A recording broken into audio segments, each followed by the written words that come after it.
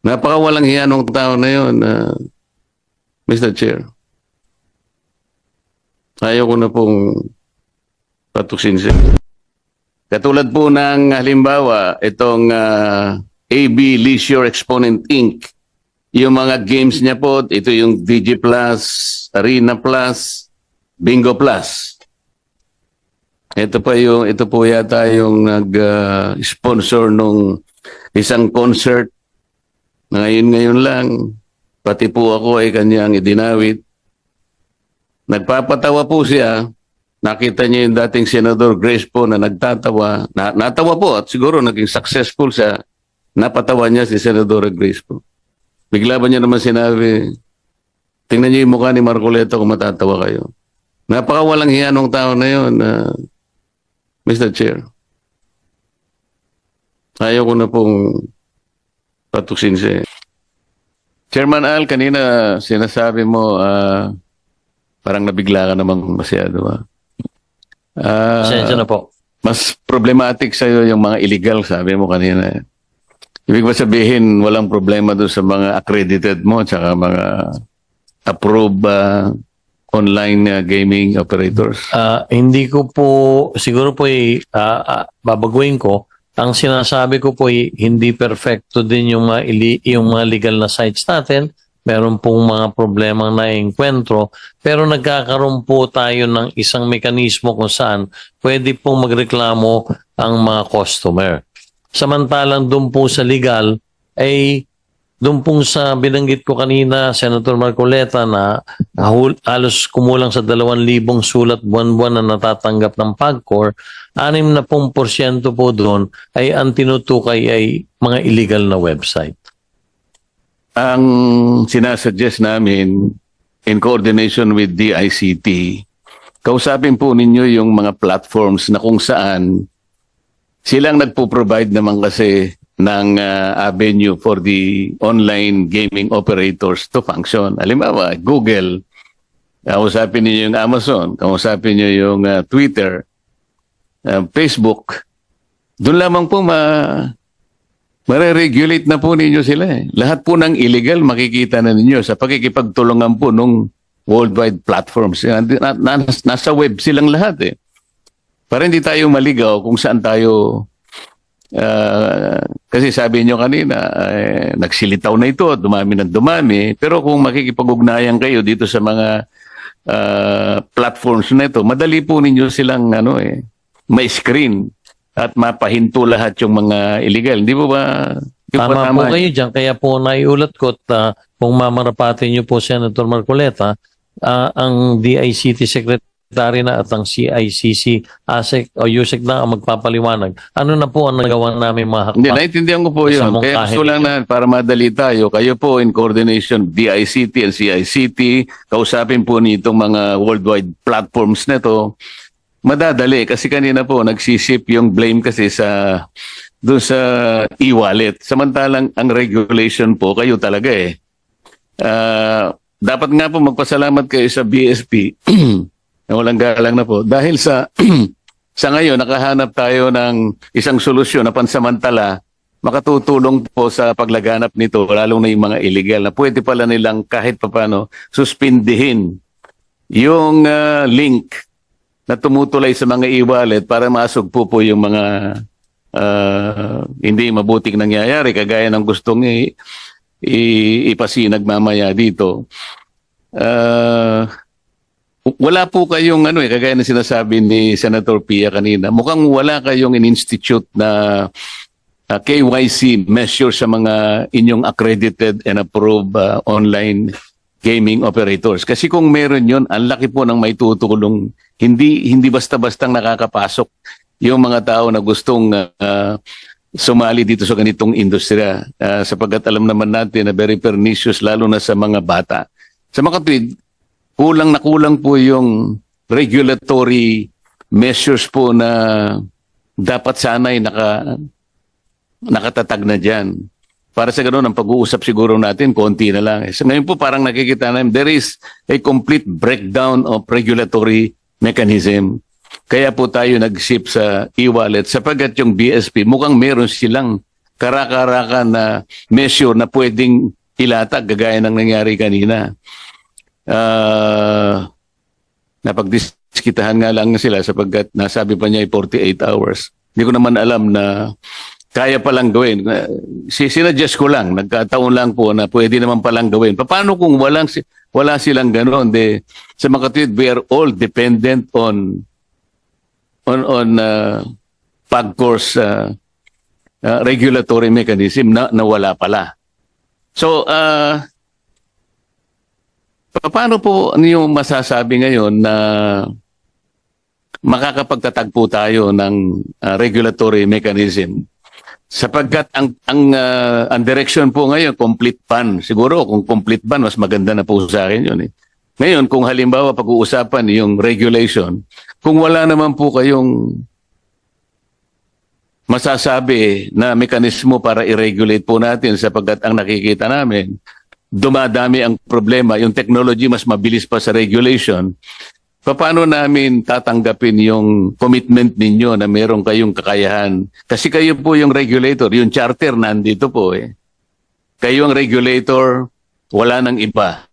Patutulong lang kayo sa iba kung kaya kayong tulungan. So how can we make sure na kaya po ng PAGCOR ang pagre-regulate? Salamat po sa katanungan niyo, Senator Marcoleta. Kung mamarapati niyo po, hindi naman po sa wala kaming regulasyon. Meron po talaga kaming yung KYC binabanggit ninyo, yan po ay pinatutupad sa pangkasalukuyan. Kaya lang, tulad po ng sinasabi ko, ay hindi naman perfecto yung KYC proseso. Kung minsan po nagagamitan tayo ng mga fake na ID na kung saan nakapaglalaro yung hindi dapat makapaglaro. Pero gusto ko pong ipaalam sa inyo at maaaring i-furnish ko din po ng kopya ang committee. Meron pong rules and regulations tayo sa lahat po ng ating mga license operators. And baka ang sinasabi mo, Chairman Al, yung regulatory framework for the issuance of gaming licenses for the establishment of gaming venues. Ito po ay November 22, 2023. Meron ka ring revised regulatory framework for the remote gaming platform, November 15, 2023. Meron ding Memorandum Circular Number 6, September 20, 2016, galing sa Office of the President. Okay. Meron DILG Memorandum Circular 2018-25, February 28, 2018. Meron ka ring Circular Letter Number CL 2021-012, February 6, 2021. Meron kang BSP Memorandum Number M 2018-002, 17 January 2018.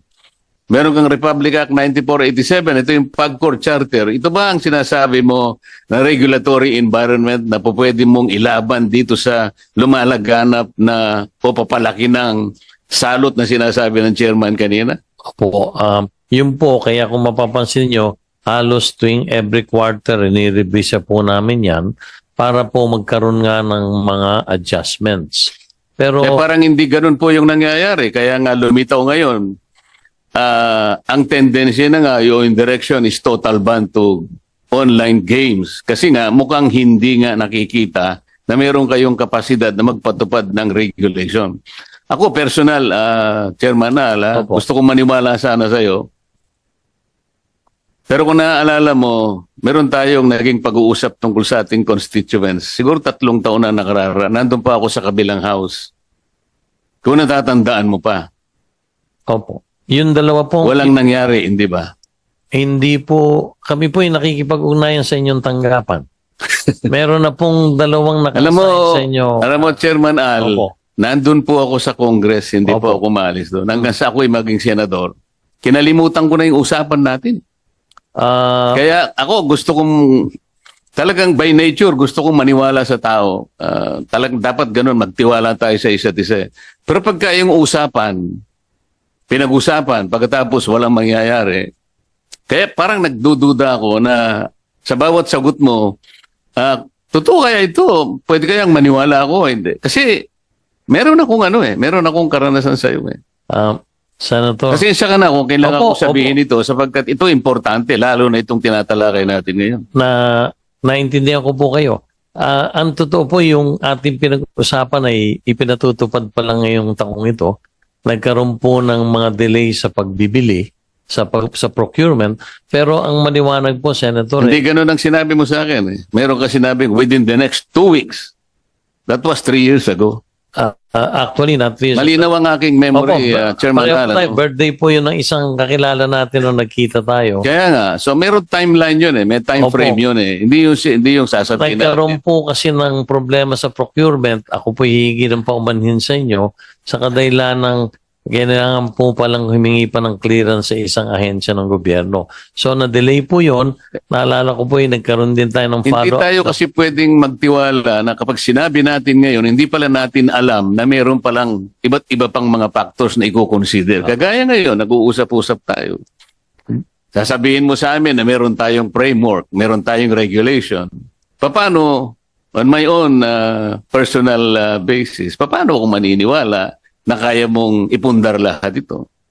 Bakit hindi ako maniniwala na pwede total ban na lang kasi talagang hindi naman po pwede yung regulation kasi nandiyan pa si Chairman Ali. Kung pwedeng palitan natin si Chairman Al, baka sakaling maniwala ako, magre-regulate muna tayo. Yun po yung usapin dito. Opo. Kung ako naman po ginagalang ko yung inyong paniniwala, pero gusto ko pong ipaabot sa Hindi paniniwala yung commitment nating dalawa. Kasi ako, nung sinabi mo yon, sinabi ko na rin doon sa constituents. So ako ngayon ang napahiya. Di bali na yun. Hindi ko naman pwedeng kasi sinabi sa akin ng chairman. Hindi, ako na pong gumawa ng paraan. Hindi lang po ako masisi ng mga tao. Opo. Ako po sa harap ng lahat ay humihingi ng paumanhin. Pero gusto ko lang pong ipaabot sa inyo na hindi ko po personal na kasalanan. Nagkaroon po ng mga intervening events. Na-delay po talaga at alam naman po ng lahat Chairman, karirinig ko lang ngayon halos 200 milyon ang naibibigay mo sa ahensya ng ating pamal. Marami ito, binasa ko sa iyo kanina. Opo. Iba't ibang ahensya. Yung pinag-usapan natin. Alam mo ba kung gano'ng halaga lang, no? Nagkakahalaga po ng 4 na milyong piso. Masisira ba ang salita natin ng dahil doon lang? Ako po tulad na sinabi ko, humihingi po ng... Gusto ko kasi, Chairman Al, yung pagtitiwala sa isa't isa. Meron kang posisyon na kinakailangan ay pagtiwalaan ng ating mamamayan. Bawat sasabihin mo, maniwala ang taong bayan. Doon lang magmumula ang pagtitiwala ng mamamayan sa mga may posisyon na kagaya mo. Ngayon pinag-uusapan natin isang social issue. Hindi natin alam kung yung regulation is the better option o total ban. Hindi natin alam yung social cost will be outweighed by the benefits that your organization or yung iyong sektor na kinakatawan ay makatutulong talaga rito. Ngayon, ang pinag-uusapan natin, ang kapasidad mo. Paano mo masasabing mapaninindigan mo ang pagre-regulate? Kung halimbawa sa usapin lamang na simple, wag na yung sa akin. Sa iba't ibang panig ng ating lipunan na kinakatawan ng PAGCOR. Kasi mamaya mayroong magtatanong sa'yo, halimbawa, sino-sino ba yung naapektuhan na rito? Sino yung mga pamilyang nabiktima? Maaari nga ako naniniwala doon. Pero kilala mo ba kung anong pangalan ng game online game operator na yon? Na ginamit kung sino sa atin ang nabiktima na maaaring ikinalungkot ng pamilya, pinagsisihan ang nangyari. Alam niyo ba kung sino-sino yung mga tao na may-ari ng game, online gaming operator? Alam niyo po ba? Meron ba kayong listahan? Meron pong listahan. So, nasa legal po siya o... Nasa legal po. Hindi ko po kasi alam yung sino po yung iprepresentang with. Hindi ko po kasi kilala. Pero yung kinasangkutan at ano yung ginamit na platform Alam nyo kung sino-sinong may-ari ng online gaming, di ba? Alam nyo lahat. Opo. O ano yung gagawin po ninyo? Hindi ko po alam madidinig natin sa hapong ito tungkol dun sa reklamo. Kasi ganito po yun Kailangan mapalitaw po natin na kayo po'y may kakayahan as a regulator. Siguro, wag na yung operator, as a regulator. Dito po nakasalalay kasi ang kapalaran ng napakaraming ahensya. Dito natin pag-uusapan, ando na po yung benefit na nabibigay nyo. Hindi naman po natin maikakaila yun.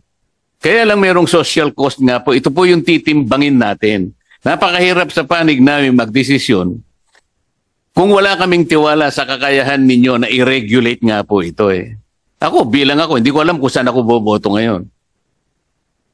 Kasi kailangan matatag ang paniwala namin.